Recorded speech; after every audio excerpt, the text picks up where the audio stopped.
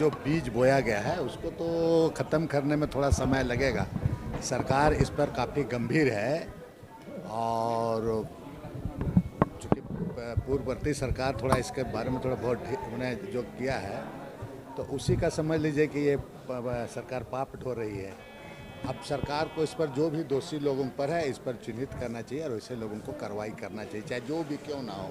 सरकार को इस पर कोई नरमी नहीं करनी चाहिए, सख्ती से इस पर कार्रवाई करनी चाहिए।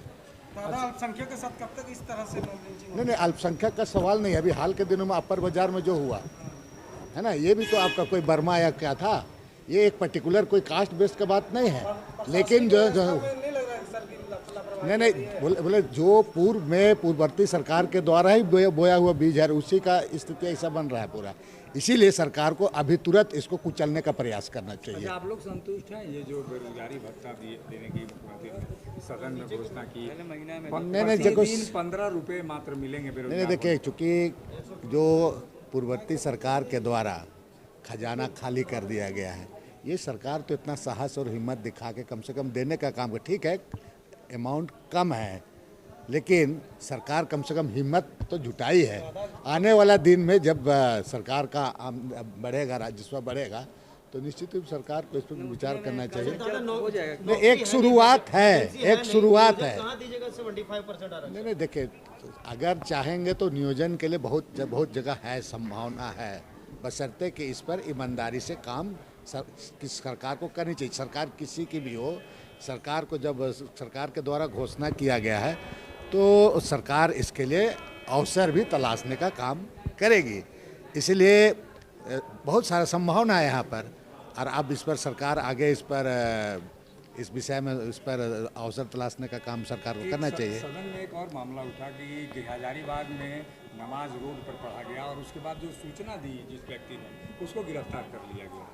देखिए, एक्चुअली क्या है, देखिए, हम तो यहाँ पर कई एक जगह क्या होता है, मैं ही आपको एक घटना बता रहा हूँ कि एक जगह स्वयं आपके कुछ लोग इसको एक तरफ से ही फैलाने की तरह से टोपी वगैरह लगा लेता है, गाड़ी वगैरह रोक देता है और वहाँ नमाज पढ़ता है पूरा बदनाम करने के लिए। तो इस तरह का यहाँ कंपटीशन चलता है, बता रहे हैं।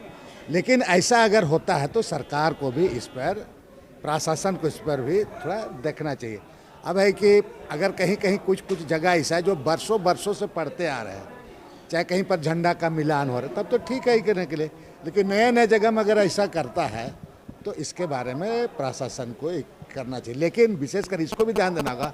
मेरा तो देखा हुआ है, एक जगह गाड़ी रोक दिया गाड़ी पूरा, और टोपी लगा लिया। आजकल टोपी लगाने में डर नहीं लगता। अब कैसे आप टोपी लगा लोगे तो कैसे होगा, और रुक तो नमाज भी कर रहा है, तो ऐसा भी होता है।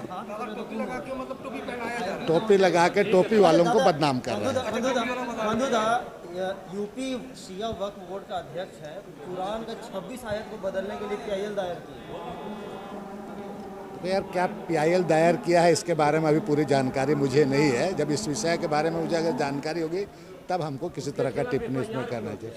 नहीं, ठीक है, इसके बारे में अभी हमको कोई जानकारी नहीं है।